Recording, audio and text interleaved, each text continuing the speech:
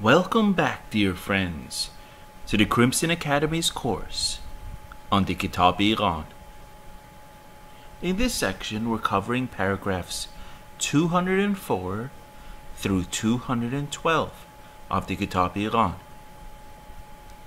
His Holiness Baha'u'llah, in these paragraphs, continues to address the theme of dubious learning in the context of the ignorance exhibited by Haji Karim Khan and his book.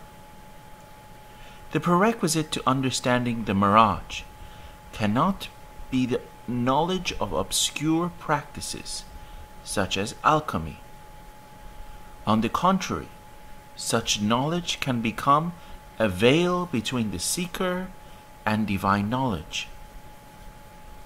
In these paragraphs, His Holiness Baha'u'llah also mentions the afflictions he suffered from the hands of his enemies.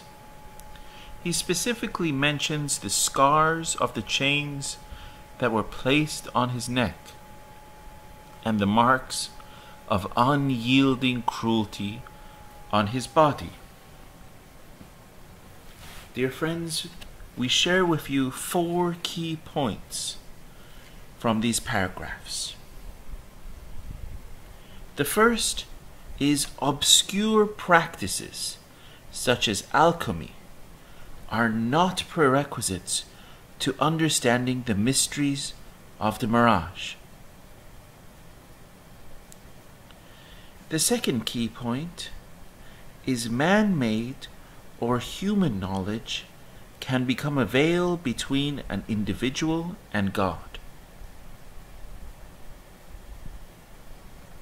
The third key point is His Holiness Baha'u'llah suffered all his life from the injuries inflicted on him by his enemies in Iran. And the final key point here is there are certain verses in the Quran in reference to Haji Mirza Karim Khan.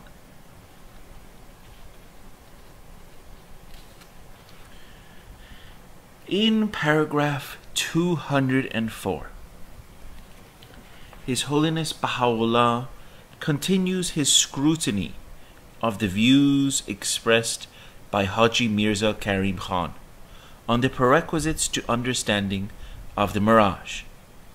The prerequisites include a deep understanding of practices such as metaphysical abstraction, alchemy, and natural magic.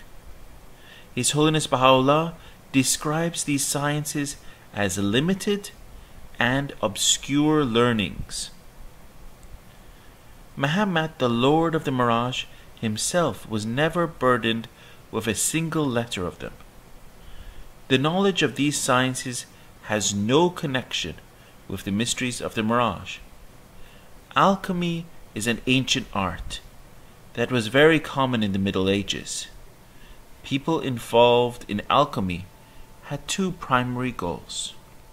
The first, to discover a substance that could transform common metals into gold. And the second is to identify a means of indefinitely prolonging human life. The methods and techniques practiced by esoteric or mystical alchemists were of dubious and often illusory value.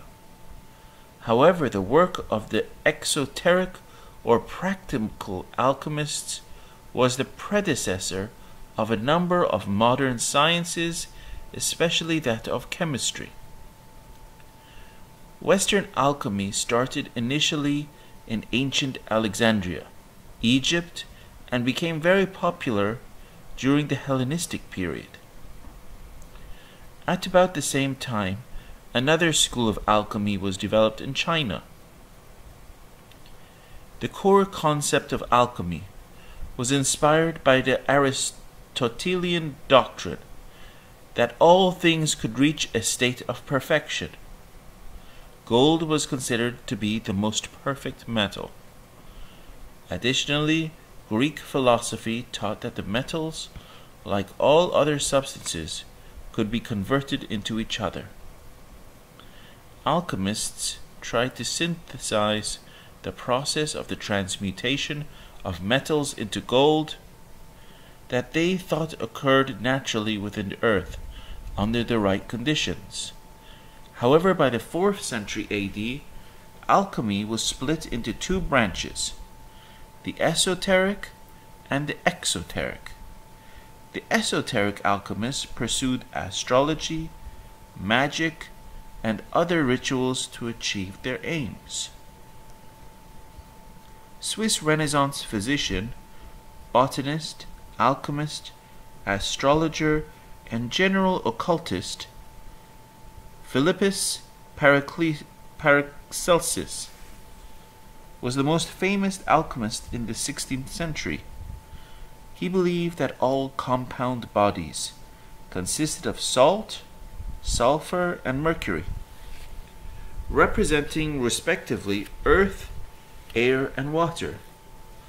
He also believed in an undiscovered common element called alkahest. This was the philosopher's stone, the universal medicine, and the irresistible solvent. Paracelsus was a mixture of the old and new alchemists, in that he was described as a physician, chemist, and a charlatan. After Paracelsus, as the sciences became more and more systematized, the European alchemists were split in two groups: those who explored compounds and reactions through experimental work and developed modern chemistry, and those who continued the visionary and metaphysical side of alchemy based on deception, fortune-telling, and fraud. While highlighting the low measure of Haji Karim Khan's understanding and the aggressiveness of the protests and calumny that he heaped against the Bab, Baha'u'llah quotes the following poem from the Masnavi of Jalaluddin Rumi. Flingest thou thy calumnies unto the face of them whom the one true God hath made the trustees of the treasures of his seventh sphere? This poem describes well the condition under which Haji Karim Khan opposed the Bab and Baha'u'llah. In paragraph 205, His Holiness Baha'u'llah cites a famous Sufi saying, "The most grievous of all veils is the veil of knowledge." This is a reference to man-made or human knowledge that is prone to error. Such knowledge can become a barrier between an individual and God, preventing him from recognizing the Son of Truth and receiving the divine knowledge revealed by him. Abdul-Baha describes the four criterion that various philosophers and scientists have considered to be the source of human knowledge. Abdul-Baha then states that these criteria are all unreliable and cannot be fully trusted at times. The first is the senses. There is a materialistic view that knowledge can be acquired only through our sensory system. But the senses are continually deceived, and we are unable to separate that which is reality from that which is not.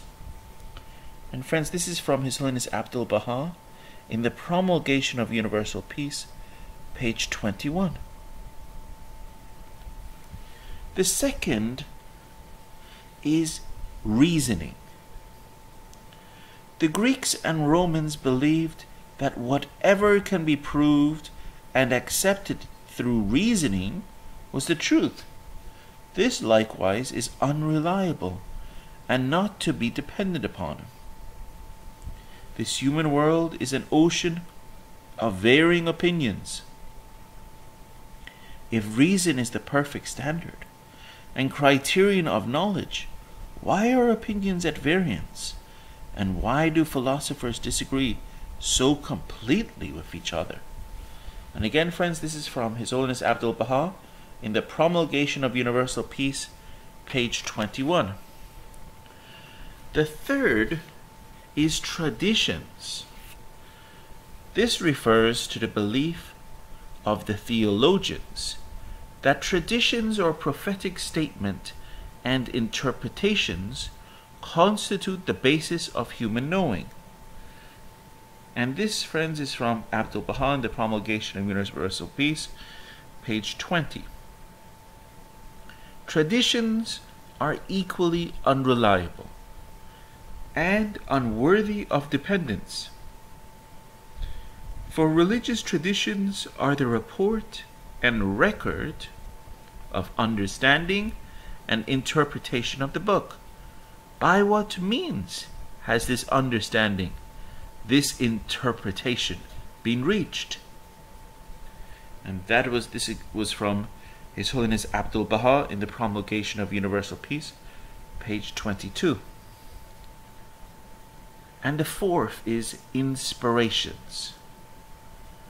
And this refers to the religionists and the metaphysicians who say that the source and channel of all human penetration into the unknown is through inspiration. And as I said earlier, this is from Abdul Baha in the Promulgation of Universal Peace, page 20. And inspiration can be considered as the influx of the human heart. But what are satanic promptings which afflict mankind? They are the influx of the heart also. How shall we differentiate between them? The question arises, how shall we know whether we are following inspiration from God or satanic promptings of the human soul? And this is from Abdul Baha in the Promulgation of Universal Peace, page 22. If acquired knowledge does not represent the truth, it can be in conflict with divine knowledge, that is, the absolute truth. Attachment to acquired knowledge can become a veil between an individual and God.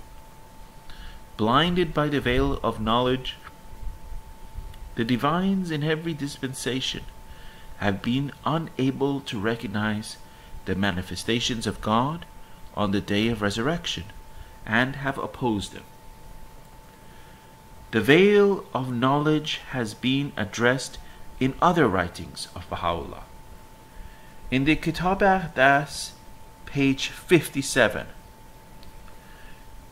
he declares the recognition of the manifestation of God as the object of all knowledge and the highest and last end of all learning.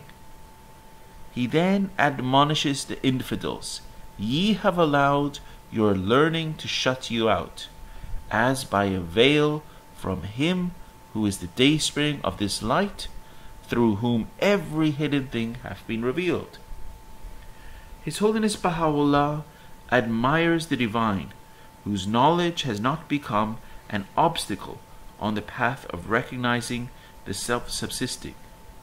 Great is the blessedness of that divine that have not allowed knowledge to become a veil between him and the one who is the object of all knowledge, and who, when the self-subsisting appeared, have turned with a beaming face towards him.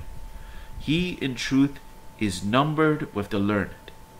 And friends, this is from His Holiness Baha'u'llah in the Proclamation of Baha'u'llah, page 79. The beloved guardian, Shoghi Effendi, adds another dimension to this topic. He explains that according to Baha'u'llah, learning can be the veil between the soul of man and the eternal truth. In other words, between man and knowledge of God. We have seen that many people who become very advanced in the study of modern physical sciences are led to deny God and to deny His prophets. That does not mean that God and the prophets have not and do not exist. It only means that knowledge has become a veil between their hearts and the light of God. And friends, this is written on behalf of the beloved guardian, Shoghi Effendi, to an individual believer cited in Lights of Guidance, page 537. In paragraph 208, His Holiness Baha'u'llah briefly mentions the afflictions he suffered at the hands of his enemies. He specifically mentions the scar left by the chains that were placed on his neck, and the marks of unyielding cruelty on his body. Both of these incidents occurred when he was in Iran before his exile to Baghdad. The scar of chains resulted from the time when His Holiness Baha'u'llah was imprisoned in the Siyah-Chal, the Black Pit in Tehran. This happened after an attempt on the Shah's life by a Babi who was enraged by the execution of the Bab. As a result, a number of Babis were arrested and imprisoned in the Siyah-Chal. At this time, His Holiness Baha'u'llah, who was well known as the leader of the Babis, was staying in a summer residence at Afjeh, located near Tehran. The brother of the Grand Vizier informed Baha'u'llah of the anger of the mother of the Shah towards him, and asked His Holiness Baha'u'llah to stay in hiding for a while until the trouble was over. Baha'u'llah did not accept this advice, and the next day he rode towards the royal palaces. On his way, he stopped at the house of his brother-in-law, Mirza Majid Khan-Ahahi, who was a secretary at the Russian legation in Iran. The Shah was informed of the approach of Baha'u'llah near his palace. He immediately ordered his arrest. Baha'u'llah was moved to Tehran and taken to the Siyah-Chal under escort, in chains, bareheaded and barefooted. This is how Baha'u'llah describes his imprisonment in the Siyah-Chal. Upon our arrival, we were first conducted along a pitch-black corridor, from whence we descended 3 steep flights of stairs to the place of confinement assigned to us.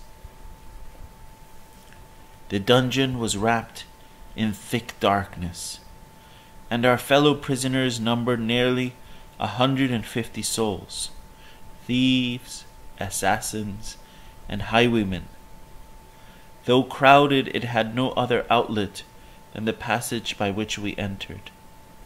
No pen can depict that place, nor any tongue describe its loathsome smell. Most of these men had neither clothes nor bedding to lie on. God alone knoweth what befell us in that most foul-smelling and gloomy place. And friends, that was from Baha'u'llah in his Epistle to the Son of the Wolf, page 20.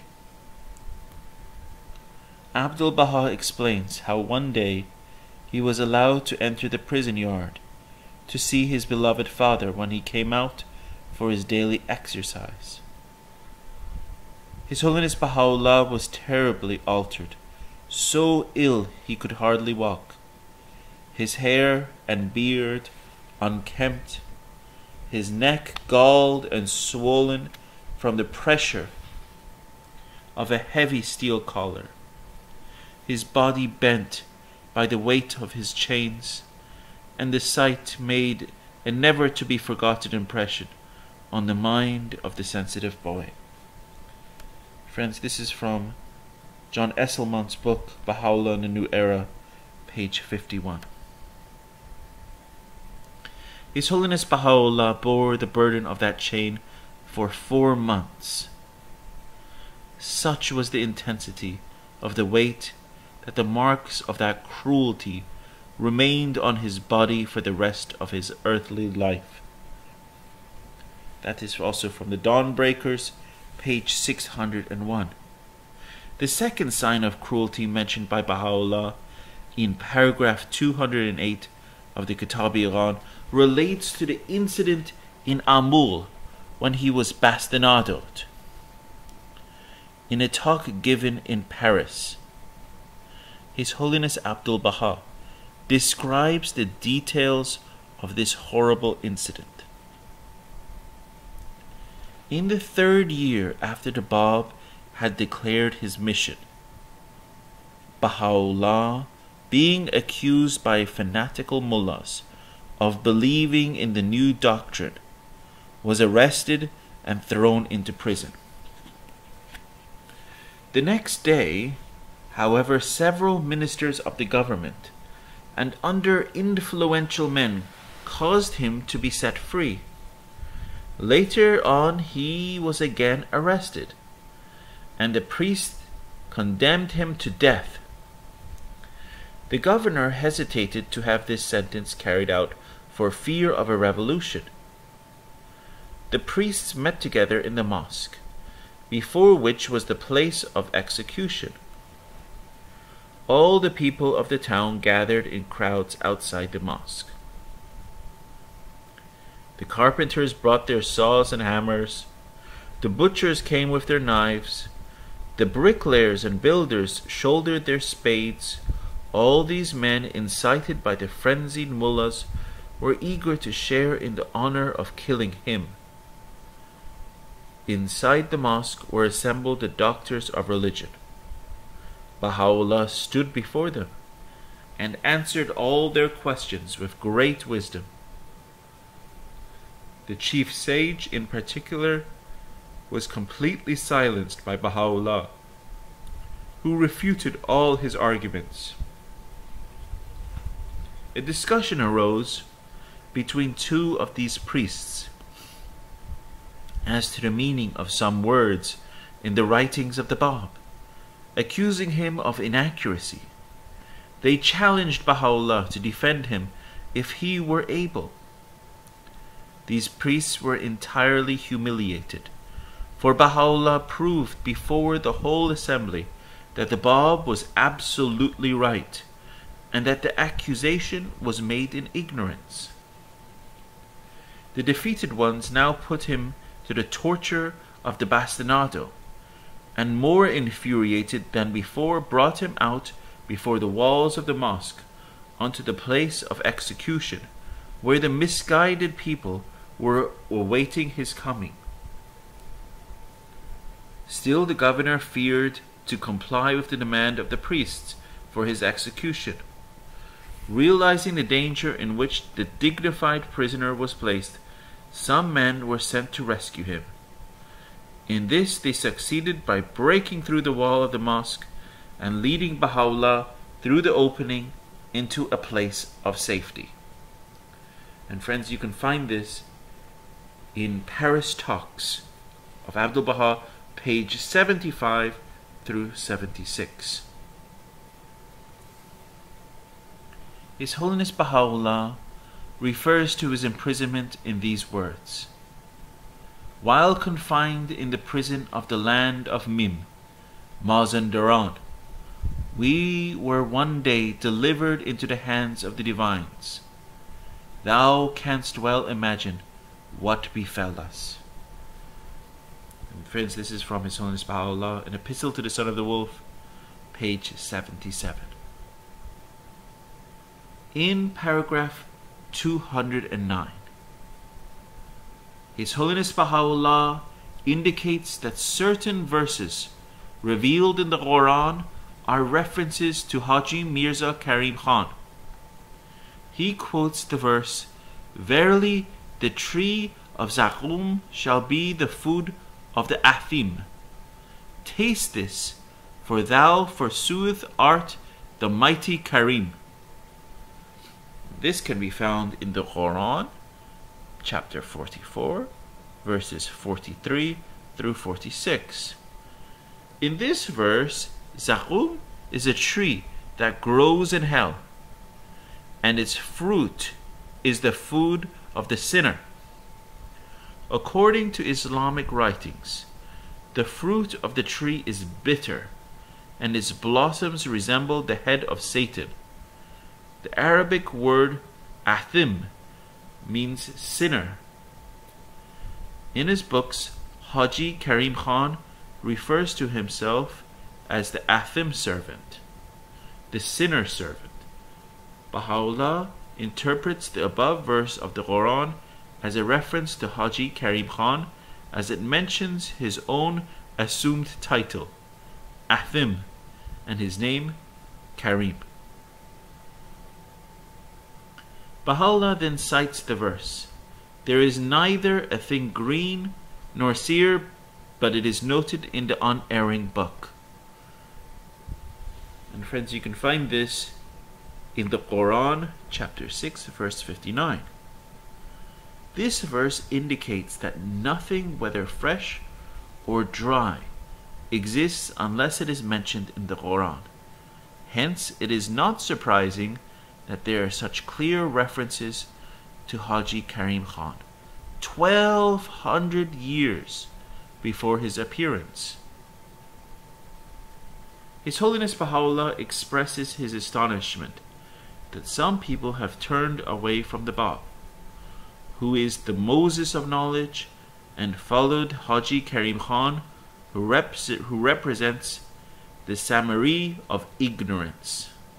And Samari was the title of a man who, during the 40-day absence of Moses to Mount Sinai, misguided the followers, deceiving and inciting them to worship a golden calf as the god of the sons of Israel.